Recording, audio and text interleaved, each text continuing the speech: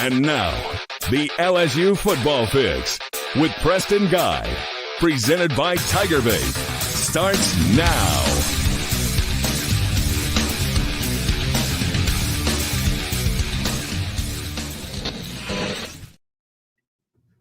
And welcome in. I'm Preston Guy, staff writer at TigerBait.com. Join with me, as always, every Monday at 8 o'clock is Sports Illustrated's LSU Country, Zack, Nagy, beat writer there, does excellent work for them. Tonight, we're going to talk just very, very briefly about the Army 62-0 shutout. A lot of cool stuff environmentally with that game, paratroopers, support the troops, that kind of stuff, but not too much on the field. Although I would be, I would be remiss to brush over the fact that LSU had a shutout when this defensive unit has just struggled so mightily this year. In fact, really most people view the defense getting up to par and being average is the key to competing for a championship this year. So we're going to talk about it very briefly. But after that, we're going to dive into the LSU Bama matchup. And I thought long and hard about it. Most of the time when you have a bye week, the formula is first week, talk about the last game, the last week's game, right? And then next show, talk all about Bama, right? And that works because LSU Bama is traditionally the biggest matchup of the year. I'm not going to waste your time talking about Army for 2 weeks straight or a full show. It is what it is. Fun game. They deserve 10, 15 minutes to talk about it. LSU was totally dominant. But we're going to go ahead and dive into Bama, and we're going to get 2 weeks of some good Bama talk. Me and Zack were bouncing some ideas of what to do with next week's show, but I figured it'd be time to tell you because I think LSU is going to kick Alabama's ass in 2 weeks. And I am excited to talk to y'all about this.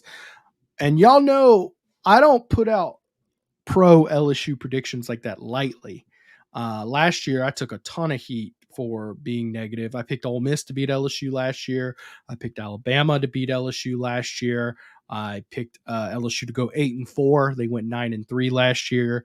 I was not super, super high on the team. And of course, the previous 2 years, I wasn't either. In fact, I haven't picked LSU to beat Alabama since that 2019 team, which I did pick LSU to win 45-42. I was very close. It was 46-41. But I haven't picked LSU to win that game since then. So I'm picking LSU to win. I have as much confidence, if not more, not because I think LSU is better than they were in 2019, because that's foolish talk, but because I think that Alabama was also rolling out one of the best football teams of the decade in 2019. Okay, guys, there's more NFL talent on that field that day than I think has ever been in any game. That's not going to be the case this week. So anyways, and then after that, I'm going to try to go heavy on the comments. This year, I haven't really gotten to your comments as much as I have in years past. So I'm going to try to, because we're talking heavy Bama 2 weeks in a row, I'm going to try to get to more of your comments. Please, guys, if you're watching the show and you enjoy this, hit that like button.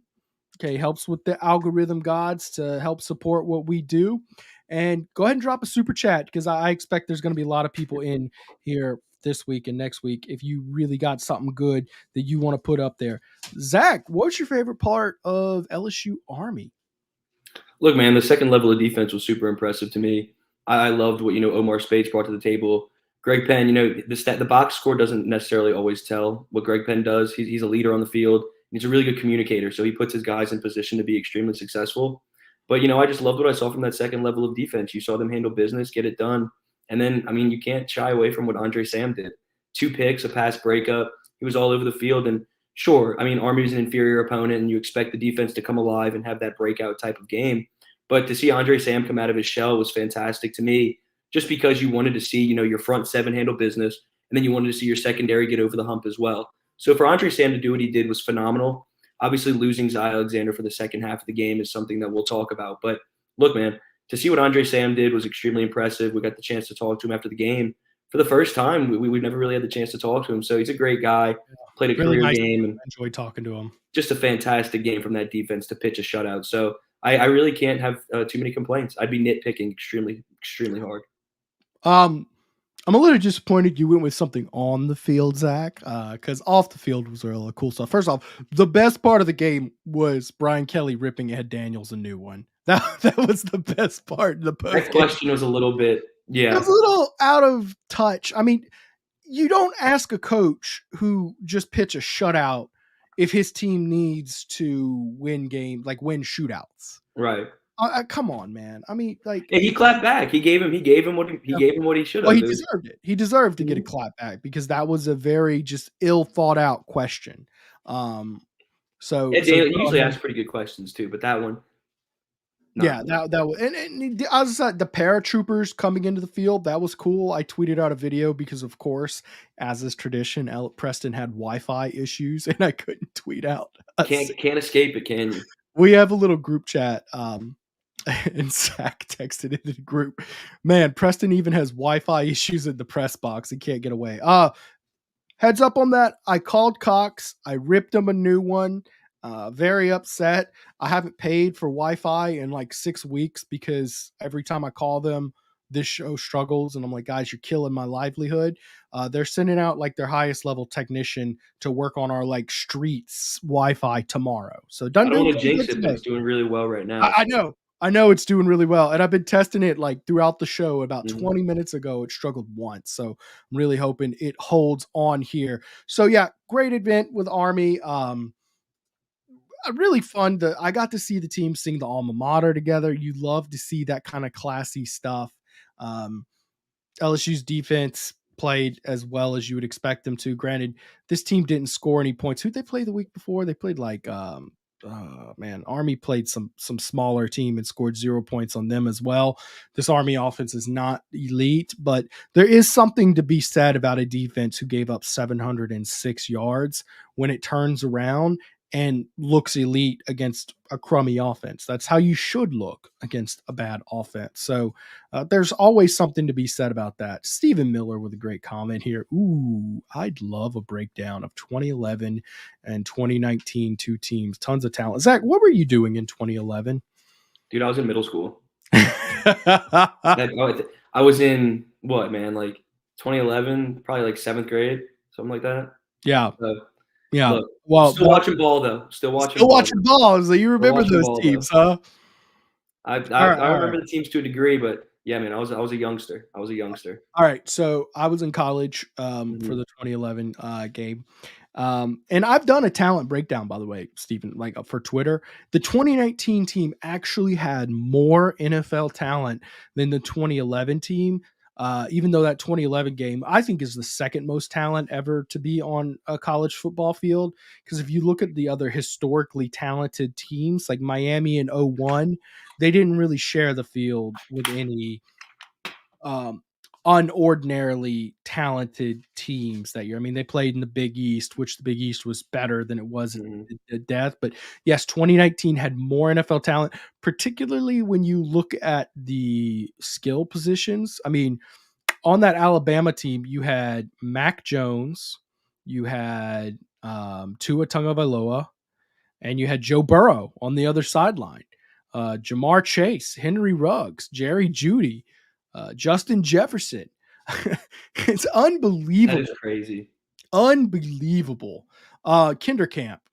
With a brand like LSU, the prestige of the SEC, why schedule these crazy openers like SC in 24, Clemson in 25? Just get a solid Power 5 opponent. Yeah, LSU stepped up its game with the quality of Power 5 opponents. I'll say this, next year, these are going to help you more than they hurt you. And a loss is not going to hurt you as much because you're expanding to 12 teams. Okay. So next year, getting a chance to get a quality out of conference win over USC. If you go through the SEC where you're likely to get 1 or 2 losses on the way, having that to boost your resume will help you vie your way into a 12-team playoff. Now, in this current affair where you're in the SEC, just went out and you're in. Yeah, I definitely get where you're coming from. I just wish they'd schedule a week 0 game. This is that last week too. Yeah. It seems like that would help a lot, but hey, Verge Osbury's the guy to talk to, not Preston Guy about that for sure. All right, we're going to get to a couple little quick commercials here, and then we're going to dive into my reasoning behind LSU Bama. We're going to get Zach's prediction. I'm excited to hear yours. Yeah, I've got look, I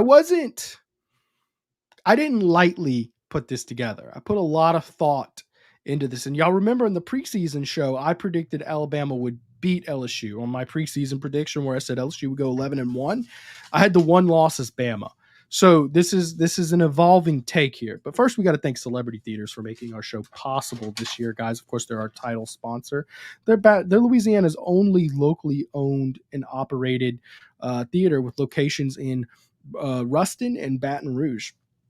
Guys, because they're locally owned and operated by the Morrison family here, they're actually located out of Prairieville, you're guaranteed every time you go to get a clean facility, better pricing, superior customer service, state-of-the-art technology. The Baton Rouge location has an invigorating arcade featuring over 50 games and the largest in town. It's got a bar featuring wine, beer, frozen drinks, and they've got oversized leather reclining seats. Don't forget they've got the Dolby Atmos sound system for 3D sound. It's one of the best sound systems you're going to see in the state. Of course, we got to thank Alumni Hall for making everything we do possible. Hey, Tiger fans, when you want to show your LSU Tiger pride, Alumni Hall is your ultimate shopping experience. The best and largest selection of apparel for the whole family. Nike, Nike Golf, Columbia, Peter Millar, Southern Tide hats, Yeti, gifts, accessories, and more. LSU students, faculty, and military receive 10% off in-store every day, and you can earn cash back with their Hall Pass Rewards program. Alumni Hall, located in Perkins Row, or anytime at alumnihall.com. Alumni Hall, where Tiger fans shop.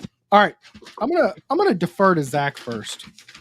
Zach, what's your feel on the LSU Bama game? Do you feel confident that LSU is trending at the right time to get a big win? I do. And I think that's what the, national consensus would be as well. Not necessarily saying that they're going to go out there and kick ass type of deal, but, go out there, your offense is going to do what your offense does. And it's nothing against Alabama because, sure, this is probably going to be the best defense you play for the rest of the season. But this offense is clicking on all cylinders, from Jaden Daniels to your 1-2 punch of Neighbors and Brian Thomas. You add Logan Diggs into the mix too. I mean, you don't have to sell the offense to any college football fan. You know what you're getting. It's the best offense in college football right now. So it's all about your defense. You try to stop the skill position players that Bama has, and it's not the best offensive team that they have had in recent memory. They don't necessarily have that one guy that they can go to and just get kind of like a play for them when you need it most. So, when I'm looking at this game, I'm looking at it from a logistics perspective. I really do think LSU goes in there, handles business.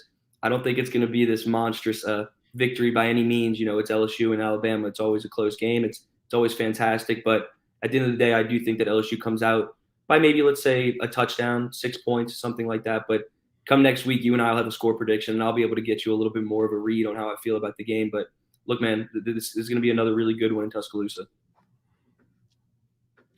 Kevin Ray with a good question here. Any news on Alexander? Sorry if you already know. We haven't addressed that because there's nothing official. All I can tell you, so Brian Kelly did not do his weekly press conference because there's no game this week, right?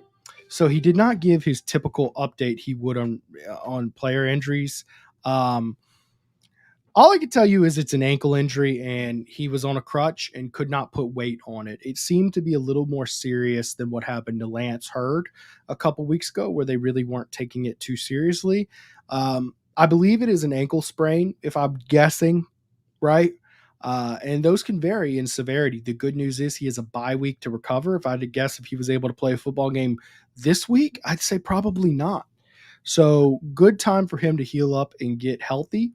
And if he's not ready to go, then I'm guessing your two corners are going to be Denver Harris, who was inactive, whatever that means. I'm reading in between the lines, and I suspect that means that there was some sort of off the field issue, and it was like a pick 'em situation. Pick which games you want to miss, right? Which is something they overturned a few years back.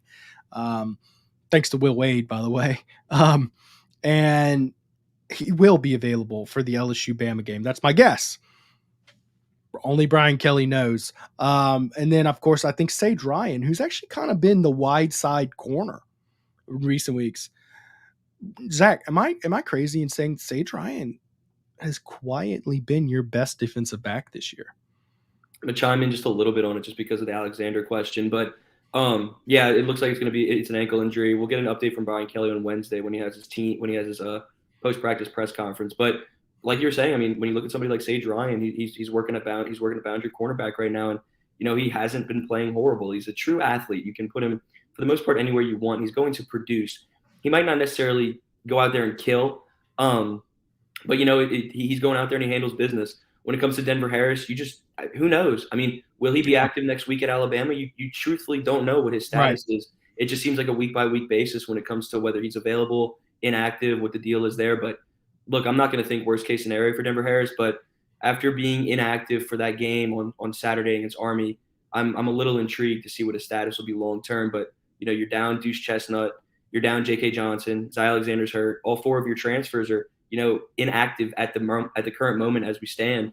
So that cornerback room is something to keep an eye on for sure. Okay, and if it's not Harris, you're very likely looking at a freshman corner. Probably, I mean, Ashton Stamps, is he going to be good to go? We don't know about him. He's been nursing that groin injury for a little bit now. And I mean, Jeremiah Hughes stepped into the fold and he handled business. And look, I know an inferior opponent, we can sit back and say that nonstop, but when you get a true freshman to come in and give you solid snaps, no matter the opponent in Death Valley, that's always a positive sign.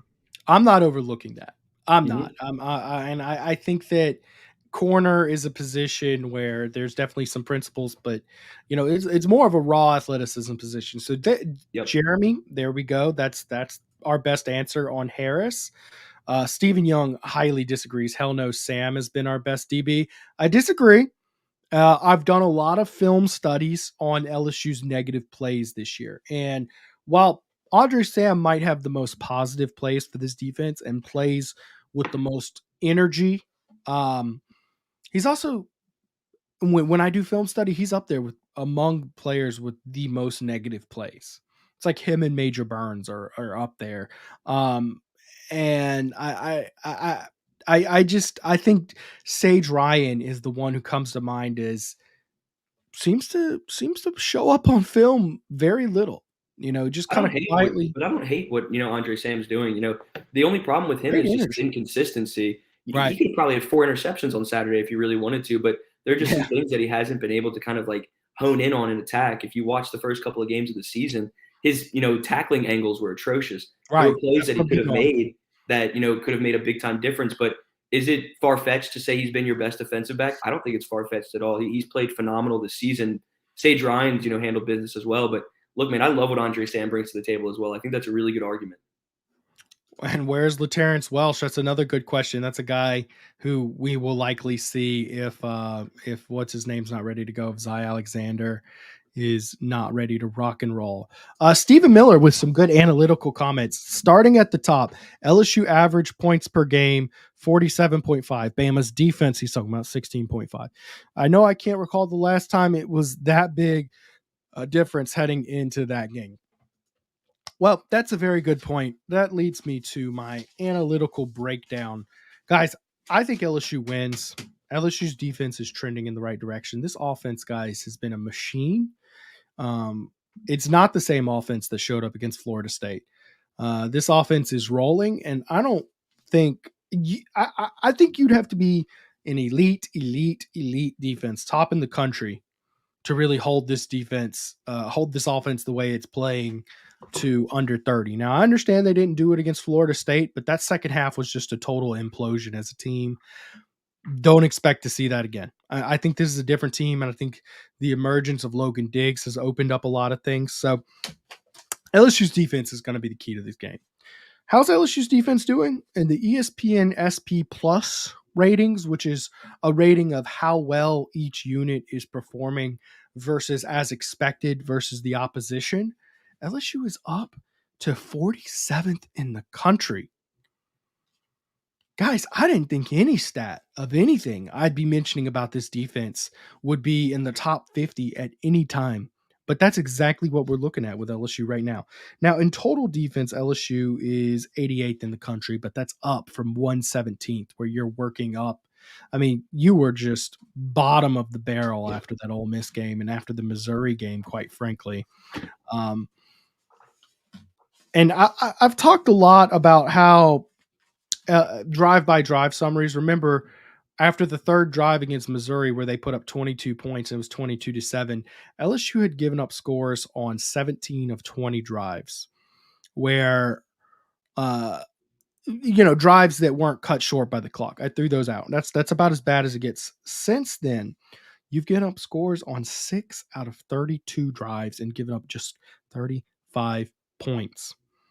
How good is that stretch? Well, during those 3 games, LSU's given up 337 yards per game. Where would that defense rank in the country? Well, overall for the season, it's 88th. The last 3 weeks, that defense, that puts you 42nd in the country. Isn't that kind of exactly what we've been talking about, Zach? Like, can this defense get to where it's, 50, 60, 70s? Just average. It's what we've been saying for weeks now. If you can just get this defense to average status, you will win football games for, I'm not going to say the rest of the season. I'm not going to put that on anybody, but you're going to win a ton of football games if you can just become average on defense. And like you said, the numbers are pointing in the direction that they're trending positively. So, you just continue to hit that next gear and trend in the right direction. And look, man, this team's got a good chance to run the table and kind of, win out the rest of their regular season games. To what you're about it, continue saying. And look, let me go ahead and address, yes, we've been saying this defense needs to be average. The numbers suggest that this defense has been slightly above average in the last 3 weeks. Now, mind you, LSU played Auburn and Army in that stretch, but they also played Missouri. I'm not excluding the second half of that Missouri game was fantastic. Exactly. Mm-hmm. Exactly. In fact, every drive after that third drive, you give up 17 points after the third drive. I believe that's 8 drives. You've been averaging more since that point. Now, I included the Missouri number in that total because they put up 527 yards of offense. So that's included in that average when I say LSU's 42nd. In the last 2 weeks, LSU's given up 243 yards per game. Guess where that would rank in the country? 243. Just guess. You throw out a number. Where do you think 243 yards per game would rank in the country? 50-something? 243? I don't even know. 243 would be good for 4th. Oh, Jesus Christ. Yeah. So LSU has played bad offenses the last couple weeks, but they've handled them the way you would expect an average defense to handle a crappy offense. And there's something to be said for that. Because guess what? Alabama's got the 79th ranked offense in the country. 79th.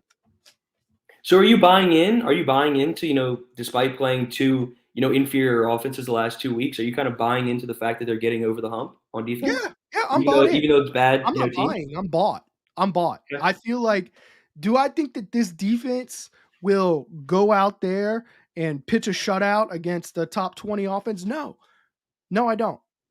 Okay. Do I think this defense can take care of business against an offense that's not good? Yeah.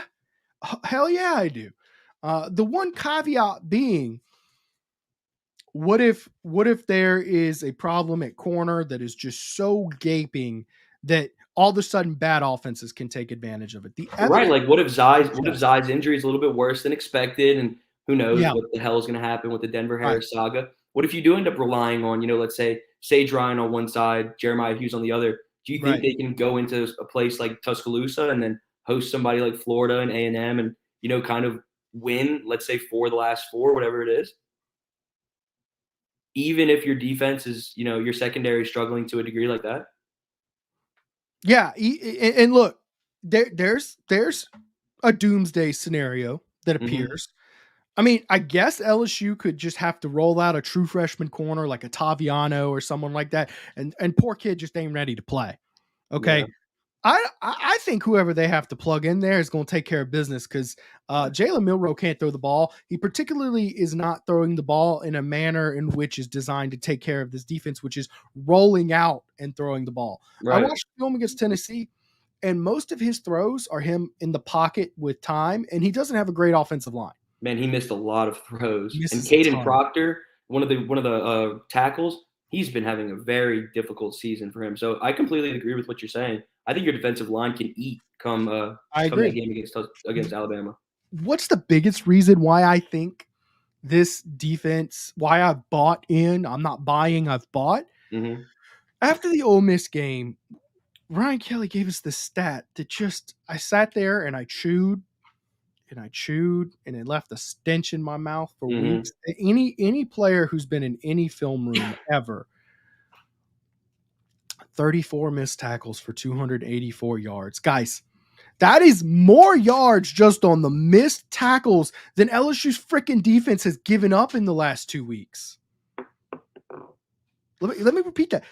LSU gave up 293 to Auburn, period, total, entire game. They gave up 284 on missed tackles to Ole Miss. The effort and tackling is night and day difference. And all I could say after that Ole Miss game was, it feels like if LSU could just tackle, they win that Ole Miss game and they win it comfortably. And I feel like that's where we're at. Am I crazy to think that if this team plays Ole Miss, LSU wins comfortably? I don't know if they win comfortably just because that offense was so damn explosive in Oxford that weekend. But I do think they ultimately win that game. I do. I think they win it by at least a score, at least a touchdown. I don't disagree that they were explosive, but as the evidence suggests, yeah, most of that was given to Ole Miss. What's the word you like to use? Loathing. What is it? Loafing. Yeah. There was so much freaking loafing, and that was like the takeaway that I took that Monday after that game. Which you just kept saying that over and over again. It was embedded in my brain. Effort. That's all they did the entire game. Just no effort. It should piss you off as a fan who pays to see that product when that product doesn't pay effort. I mean, they shouldn't be at least trying their best to win the football game. And that's what you weren't getting. But I'll be damned if they turned it around. They are giving effort now. The defensive line stance is cleaned up. I talked to Mason Smith. And it was a fun time talking with me. I haven't gotten to talk to Mason too much since he became a football player. When he was a recruit, me and him got real tight because we talked so much. Oh, he was repping the Terrebonne shirt too. And yeah, he was. Yeah, he was. So it was good to talk to him. And it's always fun talking with him because I feel like he's always very genuine.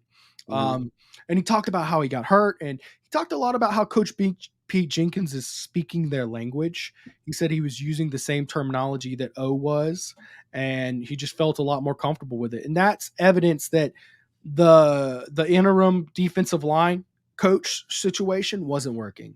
And that was evident. I think Jimmy Lindsey being out hurt this team much more than we could have possibly expected.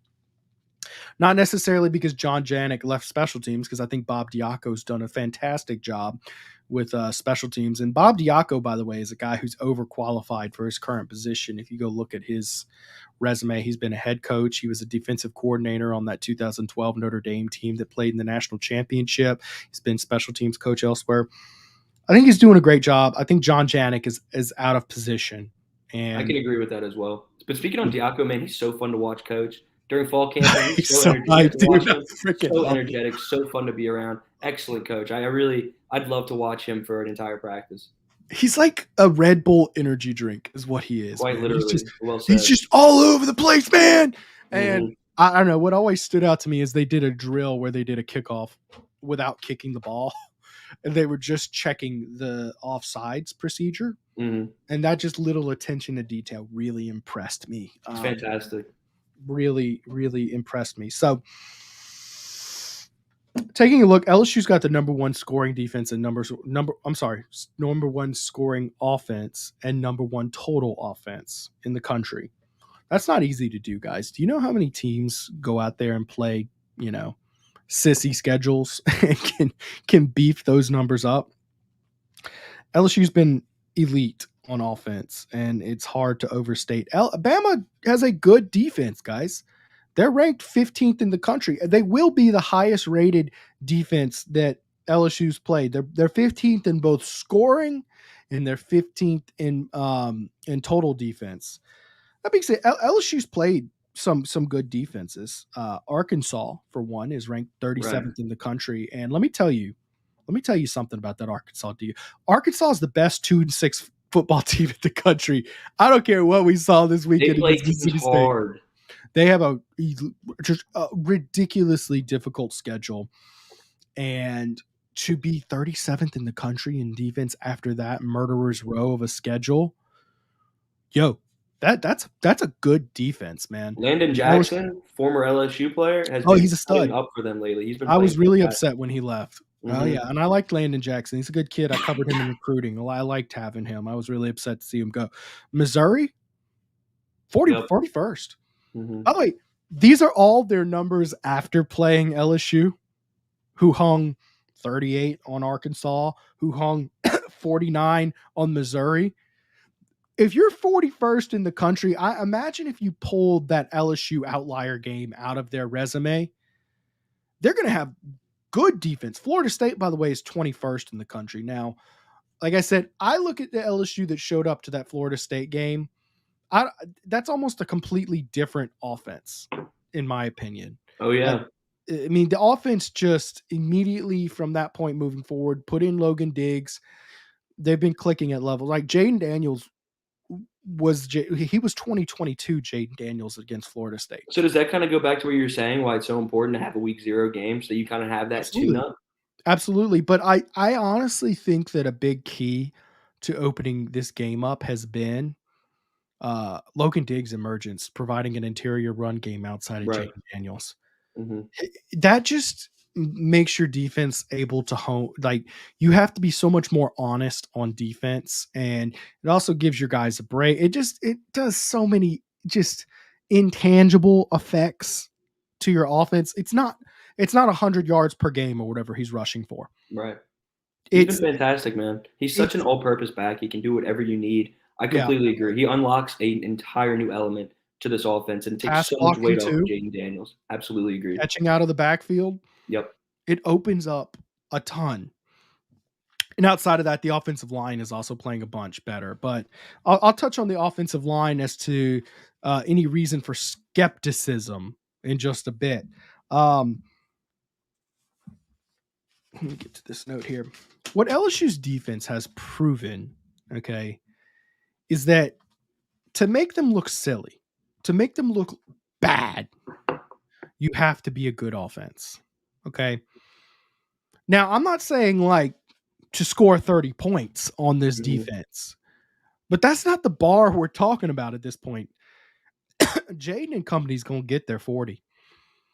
Well said. They're going to get their 40. 30 points won't do it against LSU. I'm sorry. And I don't care that LSU didn't score 24 against Florida State. I've already talked about that. You need more than 30 points to beat LSU. It's a whole different team. The teams that did that, so you look at Ole Miss, who made LSU's offense look just, I mean, it's embarrassing. Right. 12th in the country. 12th in the country, right? And they played out of their minds. And like we said, LSU's defense wasn't playing the way it is playing now. Missouri, by the way, difficult schedule they played so far. And by the way, they're going to be playing Georgia as the CBS 2:30 game in 2 weeks. That'll be fun to watch. That'll probably determine the East. We'll see, man. I think Missouri's going to give them everything they've asked for. 30th in the country. That's a good offense, objectively. A good offense, especially when you weigh in that they're in the SEC and they played Kansas State out of conference. Yep. That's a good offense, and we know what they can do. Florida State, 24th. These are all good offenses. Mhm. You know who's not a good offense? Tell them, Zach. Tell them who's not a good offense. Talking about Bama? Alabama. I like how you phrase that, though, because you obviously don't want to commit to saying Gotta Alabama. hesitate here. But look, man, like, I don't disagree with anything you're saying. You're pulling up the analytics. You're pulling up the facts. You're showing what it is. Bama's offense, just from a numbers perspective, isn't fantastic this season, and that's okay. Objectively bad, objectively improving slowly. The film also tells me a story that the way they attack with their offense, they run the ball up the middle a lot. Okay. That you attack. Now, I'm sure Nick Saban will see film and make this adjustment better than Hugh Freeze did. I'm still shocked Hugh Freeze did not try to attack the outside running.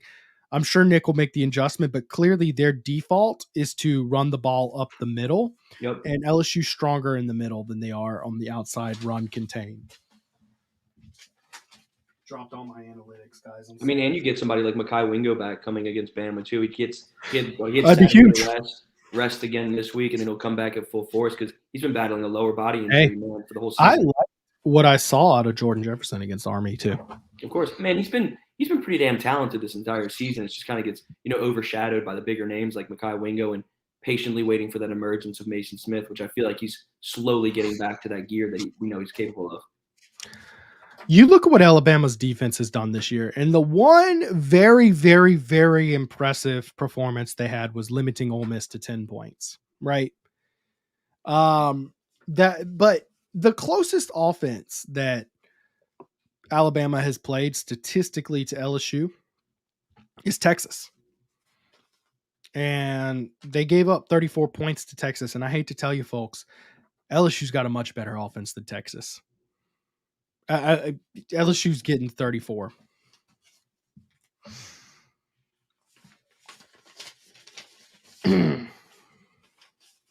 Now,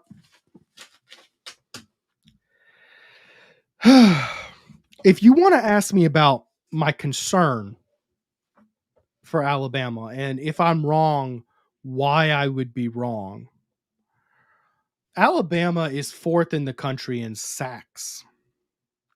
And if Alabama's defensive line dominates LSU's offensive line like Florida State did and changes the way LSU fundamentally operates as an offense, we're talking no interior running game. Right.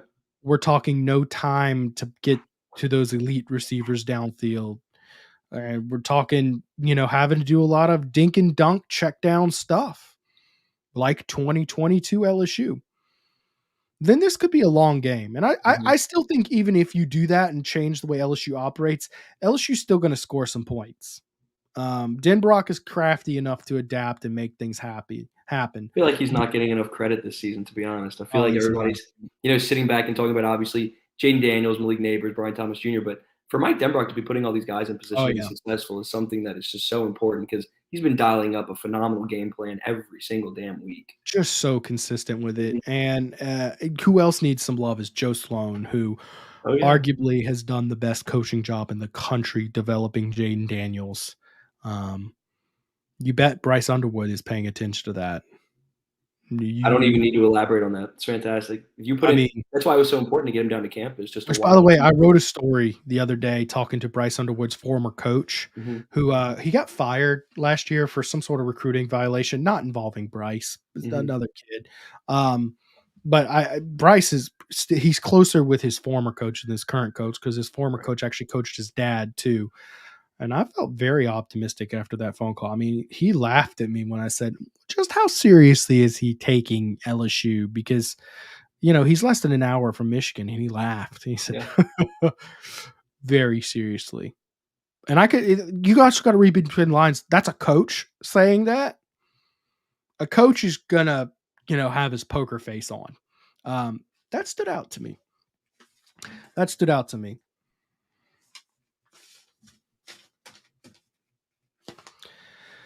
Whew. All right, guys, that is complete analytics. I went through and broke down. I think LSU. What is my final prediction? I think LSU wins this game. I think they win it 41-28. I think, and I do think LSU adds a score on late to run away with it, right?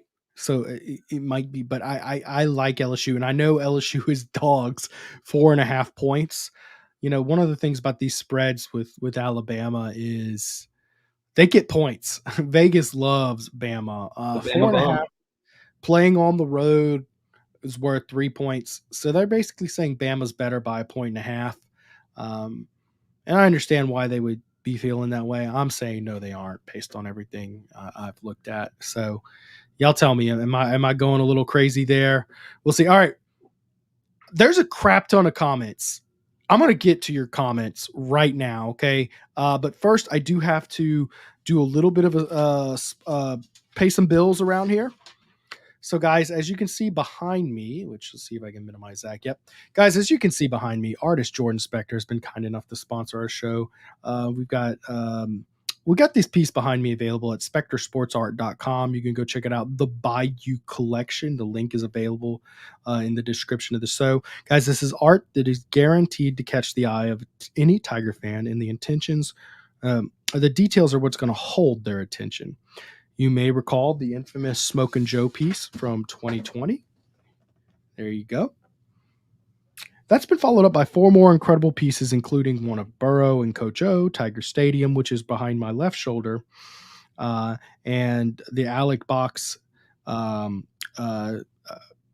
7 behind me, where Dylan Cruz is an Alec Box celebrating the 7th championship. Guys, this is all really cool artwork. The athletes themselves buy these pieces, so I've always thought that was cool. This Dylan Cruz piece you can find in Dylan Cruz Man Cave. Same thing with the Joe Burrow. It's in Joe Burrow's parents, which I saw them at the game. Got to say hey to them. The artwork is available in quality print, canvas, and any size to fit any room or any budget.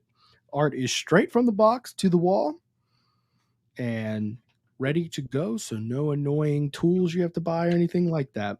Visit the link in the description of the video and check out the entire Bayou collection and use promo code TigerBait10 to let our sponsor know that their sponsorship dollars are being put to good work. And guys, y'all know who the title sponsor is. Make sure to check out Celebrity Theaters. Remember, Mondays, Senior Savings Day, Tuesdays, Bargain Tuesday, Wednesday, College Night, where you get $5 off for all college students get in for $5.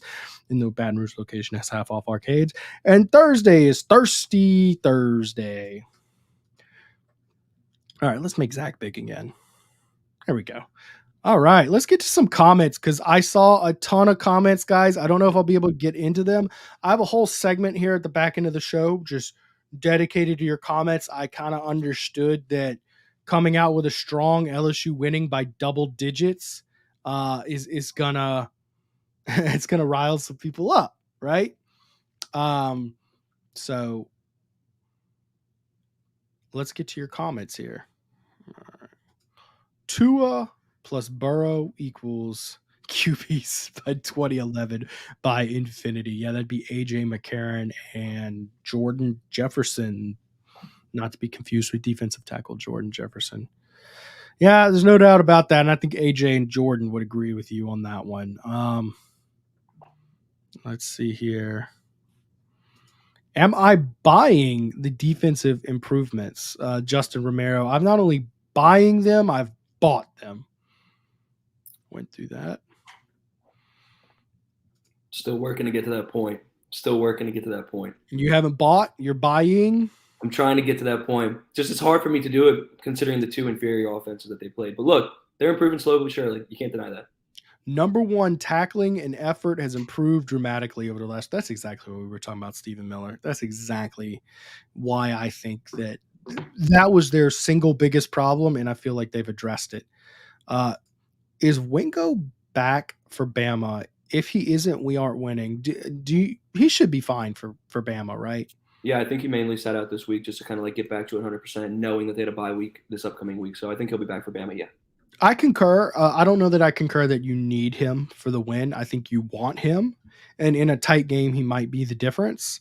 I don't know that you need him because you have such good defensive tackle depth. I love the depth of defensive tackle this year.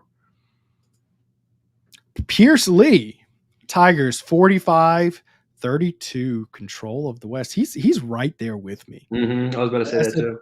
Right there with me. In fact, I think that's the exact same margin I picked out. I think I said 41-28. Yeah.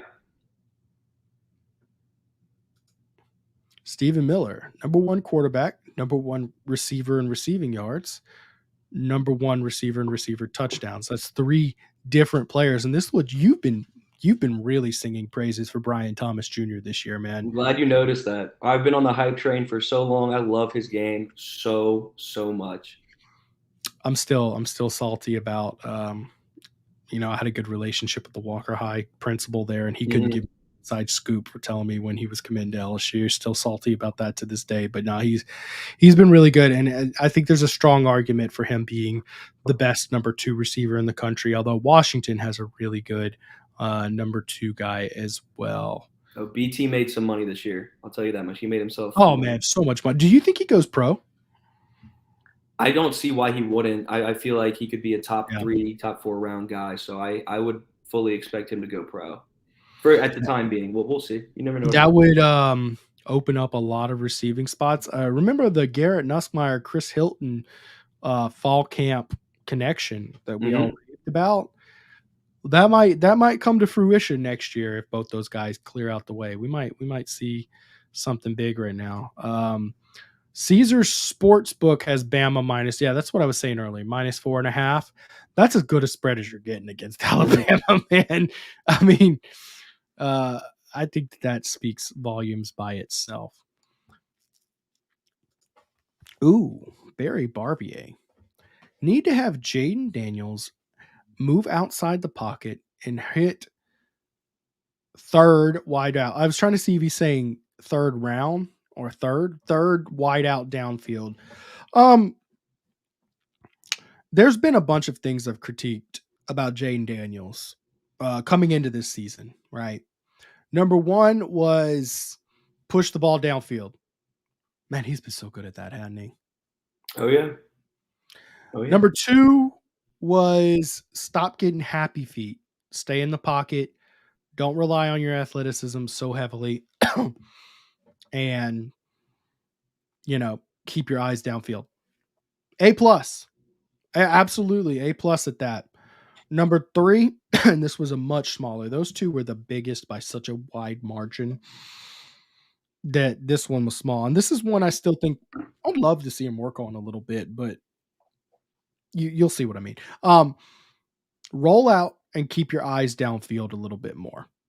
Now, there's a con to that. There's pros and cons to that. The con is if you're keeping your eyes downfield, you're not getting those free yards that are guaranteed in front of you as a running quarterback. And Jaden's such a dynamic athlete that sometimes it's better just to take those yards than to wait and see if your receiver will get open for a 50-50 chance, of getting it into his hands. Jaden opts to run the ball more. I would prefer him to keep his eyes downfield, but I understand why he's not doing that. That's more of that's like in football, there are do's and don'ts, right? And then there's areas of gray of like, it's just a stylistic decision. It's almost hard to nitpick that though, because that play that he made when he rolled out to the right side and hit that ball to Brian Thomas Jr. Oh, almost out of his, well, hey, there are like kind of outliers to this too. Like he is really like taking strides in the right direction and, rolling out, finding his second, third read. Because that play to Brian Thomas Jr., that was an absolute dime that resulted in like an 86-yard touchdown. So there are things that are, kind of improving the direction from Jaden too. Because tough throw to make too. And you and I both, we had so many boxes that we wanted checked off going into the season. And I mean, we've said this on numerous occasions. For the most part, he's checked off almost every single one of them. So he's that's definitely one done of them. A little bit. Yeah. Man, he's getting close to checking that one off too. Yeah, no, maybe so. And there's a fourth critique, which is a new one. And this critique is solely based on the fact that you're the best quarterback in the frickin' country. Mm-hmm. Slide, boy. Slide. I'm so sick of him jumping in the air and taking hits. It hurts me to watch. It's like every week we're due for our Jaden Daniels WWE highlight. There's Jaden getting thrown across the field again. Every time. Protect yourself. Protect yourself. You're too important. And that's really, a year ago, you wouldn't have heard me say that. A year ago, you would have heard me say, your legs are too important to this offense. You need to fight for yards. Now, nope. Your arm is too important now. Jaden Daniels over under 400 yards and 4 touchdowns. Give me the over. Over. He's going to hang 350 and run for 100. Maybe 94. What'd you say, Zach? 400 is a lot against that Bama defense. It's a lot. Maybe I'll just play like devil's advocate here and just say that's tough to do. But, dude, there's just nothing that he can't do. So at the same time, I'll contradict myself and say, God damn it, he probably will get over 400 yards and get 4 scores, whether it's 3 through the air, 1 on the ground. He'll get his no matter what. So it's almost hard for me to, sit back and say no, because we all know it's damn possible. How many they played 8 games so far? Mhm. Is that right? Yes. All right, let's see. Well, he's got 3,094 total yards in 8 games. That sounds a lot like 386.75 yards per game to me. Yep. And he's going to need all of his yards for this game, right? Like I don't think that LSU's defense is going to be so utterly dominant that you're going to have the luxury of playing conservative. I think you're going to need to push the ball early, often, and relentlessly. And that is why I think he gets 404. I mean, for him, maybe the 4 touchdowns is the more unlikely part, because maybe just game flow. Maybe Right. they get close to the goal line and the running backs gobble up touchdown. We'll see. But yeah, guys, I'm going the over. I don't know if you can tell, but this offense has got me fired up. What's up? What's up, TigerBait fam? Go Tigers. Hey, H-Town Creole, thank you for being a part of the show. What about Welsh and Armani Goodwin? I haven't heard from Armani Goodwin since he got hurt. I don't think it was that serious of an injury, but I mean, it's easy to get lost in this backfield at this point. I feel like the assumption for him would be red shirt, and then maybe potentially hit the portal and try to find another home after this season. But who knows? I mean, you never know. You say that, but Noah Kane will be gone. Josh Williams. Does Logan Diggs go pro? That's a legitimate question at this point. That's an interesting one for sure. That's a very legitimate question at this point. Caleb Jackson. Tough with somebody that, like Caleb Jackson and, Trey Holly's emerging as well. Holly. Bring in somebody like Caden Durham too, who's a 3-4 down back, whatever you need him to do. So who knows what happens with Goodwin? Maybe he does, stick around and, stay for the long haul. Yeah. Ideally, Brian Kelly can convince the guys who are not first round draft picks to stick around. Mm-hmm. I've always thought that was a strong key to the program, was recruiting your own talent to come back. When you have players who are 3rd, 4th, 5th round draft picks going pro early instead of sticking around and developing, that's where problems lie. And that was one of the things I really loved about the offseason Brian Kelly had. Guys like Greg Brooks, who we understand what's going on with Greg Brooks, but Greg Brooks was a senior last year. He opted to use his COVID year to come back. Brian Kelly convinced Greg Brooks to return, and he did it during the bye week. So that makes you wonder who he's doing it this bye week to stay pro. Maybe it's a Logan Diggs. That'd be so big. Maybe it's a Brian Thomas Jr. Who knows? But that's a big part of the program, and I'm looking forward to see what Brian Kelly does in that department. He also did it for Jaden Daniels, by the way, who would have been a 4th or 5th round quarterback last year. There's no way Jaden Daniels makes it out of the 2nd round. And that's pretty conservative, I feel like I'm saying. Do you see him dropping to the 3rd round? I could, just because it's such a loaded quarterback class this year. It is stacked. It's a pretty loaded class. 1st or 2nd round would be absolutely fantastic. And I believe in Jaden Daniels' abilities to be, successful at the next level. But with such a talented quarterback room, or a quarterback class, it'll be interesting to see if he goes, 2nd, 3rd, or 4th. As a Saints fan, if you let him get out of the 2nd round, I'm going to be a little grumpy. So I've seen that all over my feed over the last couple of days, weeks, man. I've been seeing that a lot. Especially because you have a quarterback on a 3-year contract, and Jaden's a guy who might need to develop in the NFL a little bit, and that would give him an opportunity to sit and develop. Hopefully he doesn't learn any of Derek Carr's red zone abilities. But anyways, just keeping guys like that to stick around in the program, that's a big deal. Retention is as powerful a tool as recruiting. Let's see here. Brian Thomas is gone and that's a good angle, by the way. It is. We talked about the NIL, like when NIL came out, what it was 2021 summer, July 1st, 2021. The buzz was, this is going to ruin college football. All the players are just going to go to the biggest schools with the most money. This sucks. nobody talked about the positives that that occurred from that. Nobody wanted to consider, hey, maybe it's players who are abandoning their teams for those 4th, 5th round draft picks. Maybe they decide that, well, I can make $400K in the NFL next year, or I can stick at LSU and make $150K and work on my draft stock. Just saying. I think we're going to see a lot. I think we're going to see less and less draft eligible players declaring for the draft moving forward. I agree with you. So that's a good point. People talking about Lacey is coming back. Brian Thomas Jr. and Neighbors, bye. Yeah, but Lacey probably won't be your number 1 receiver. I think it'd probably be Chris Hilton, right? I mean, I've just seen the chemistry that Chris Hilton and Garrett Nussmeier had during fall camp and in spring. It'd be hard for me to not look at him to be your wide receiver 1. But I mean, you never know what happens anymore, man. It's free agency hits when the season ends. You might bring in somebody. You never know anymore. So I love what Chris Hilton brings to the table. It's true wide receiver 1. Kyron Lacey could be your 2. A lot of options come next year, assuming that BTJ, goes to the league. Let's see. We got to ask Preston from Chile. Can you talk a little? I'll talk a little recruiting, a little bit. Kind of running short on time here. Did you see Bernard Causey? So New Orleans cornerback for the class of 2024. He's been committed to Ole Miss.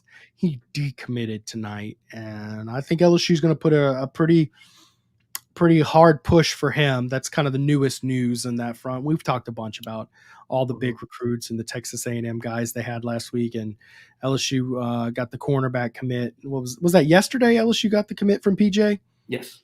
Yeah, LSU got a 3-star cornerback out of Mississippi, PJ, yesterday. What's his PJ Jackson? Did I get that right? PJ Woodland. Woodland. I'm sorry. Thank you. PJ Jackson is the edge, though, that you're thinking of that committed. Yeah. See, y'all know how I am with names. I'm sorry if I'm just off the cusp. I just miscombobulate names all the time. Anyways, Bernard Causey is who I'd expect LSU to put a big push on. Of course, PJ Woodland was in the shadows of losing Andre Evans to Georgia. That was pretty rough. So there you go. There's a little bit of recruiting talk for you. Maybe we'll do a little heavier on recruiting next week, being that there won't be any football games to have talked about. Gonna get to one last spot for commercials here, guys. Remember, celebrity theaters, guys. Is it up there? It's up there. It's not showing on my end. Anyways, guys, celebrity theaters, just private events. They have locations that have with 8 to 10 auditoriums. So whether you're interested in hosting a birthday party, private movie screening, corporate meeting, or arcade party, they have the perfect facility to fit your needs. Celebrity Theaters is proud to offer birthday packages for children of all ages. Let us handle everything from movies to entertainment to setup to cleanup. For more information or to book your birthday party online, visit celebritytheaters.com/events or send them an email at events@celebritytheaters.com. Of course, last sponsorship of the night, guys, here. We got to talk about Drip IV. Let's hear from them, and we will be right back. Hi, everybody. We're so excited to share the news that both our Lafayette and our Baton Rouge location are offering semaglutide for weight loss. If you or someone you know are interested in our medically assisted weight loss program with semaglutide, call Kylie in Lafayette or myself in Baton Rouge. We'd love to speak with you. Guys, if you've been struggling to lose weight, maybe you've heard of weight loss injections from a friend or family member, this is your sign to check it out. Drip IV offers medically assisted weight loss with semaglutide at both their Baton Rouge and Lafayette locations. Call them to book your consultation. They would love to speak with you. They will be your guide to the perfect IV drip that fits your needs. These IVs are great for anybody feeling under the weather or in need of an energy boost. They are loaded with vitamin C and other great vitamins, amino acids, electrolytes designed to get you back feeling your best in a hurry. Whether it's a hangover, cold, or preparing for vacation, they have what you need. Located next to Sushi Ramya and Iverstein's and Perkins Crossing, or on the corner of Perkins and Essen, it's a super convenient spot. And as always, walk-ins are welcome. Please say TigerBait.com for $10 off your first IV drip. For appointments, you can book online or call the location closest to you. Call them 225-256-3634. All IT. And great stuff. Thank you to all the sponsors for making what you do on our show possible here. Logan Diggs. This is Freaky Fried. Logan Diggs is going to be such a big help in this Bama game. Yeah, I mean, we've talked about that ad nauseum. I mean, I cannot rave enough about what an impact he's been. Let's see here.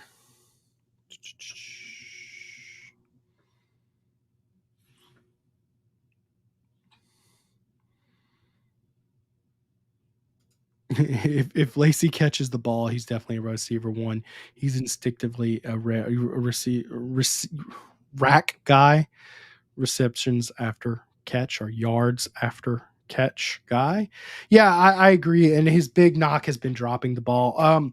Zack, is Kyron Lacey's dropping, was that something that was apparent when you covered him at ULL, or is that something that really just came to the front when he got to LSU?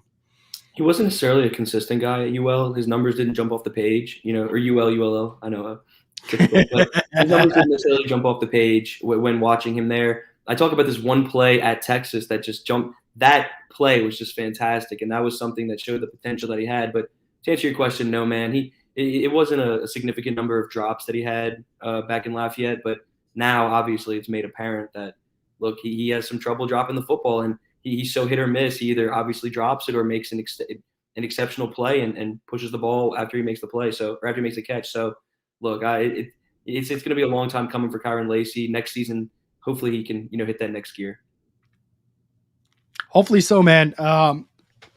It is nice to not be looking too forward to next season already. There have been some seasons at this point where, 2020 and 2021, you were literally talking about next season the whole time. So it is nice to not be too worried about that. Fire 3449, is Mason Taylor going to make an impact this year like last year against Bama? It seems like Mason Taylor's impact is more than what you see on the box score. Do you get that feeling, Zach? I do. He's just such a big leader and such a key piece in the run game as well. Obviously, they want to try to get him more receptions, more yards, and like you said, have the box score, look better for him. But at the end of the day, he's just a key piece to what they do in the run game. So yeah, no, I see no reason why he wouldn't be such a big piece come this Bama game, especially when we're saying that Logan Diggs is going to be such a key piece to what they do as well. So whatever Mason Taylor can provide you is always going to be key. Run game and physicality. I love getting the ball to Mason Taylor while he's running full speed. Usually they'll be about 3 or 4 yards past the line of scrimmage. And then he turns that corner just like a bull. He's going to smack you for 5 or 6 yards. It's the physicality that's sometimes hard to do in modern offenses of football. So yeah, he's definitely going to have an impact in this game. He's just not like I don't think it's going to be something where you look up and he's got 12 catches for 156 yards. I just think it's going to be, he's going to get his 3 for 32 or whatever it might be. And he's going to be a good blocker all game long. And he's going to help open things up to get the ball to the best 2 receivers in the country. So anyways, guys, appreciate y'all for watching our show tonight. We'll be back next Monday at 8 p.m. for the bye week. Might be a little bit of a different show that, there's going to be no football games played by either LSU's opponent or LSU. Bye week for both, but make sure to hit like on our video tonight so that, as the week goes on, the algorithms puts it in people's feeds. I hope y'all enjoyed this show tonight. I tried to make it a little fun and exciting with the big Bama pick because I genuinely do believe LSU gets that game, and I cannot wait to come on this show and the post-game show and tell you LSU's 3-2 against Bama in the last 5 years. I can't wait for that. So y'all hit the like button, hit the bell to get notifications on our page when we go live. And if you haven't subscribed to our page, please do so. If you want to follow us on Twitter, I'm there at pguy_77. I put out a lot of stuff. Zach, you see his handle there at cnagy20. Make sure to go give him a follow and keep up with his content. What he's doing at Sports Illustrated is awesome stuff. Thank you guys. We'll see y'all next week.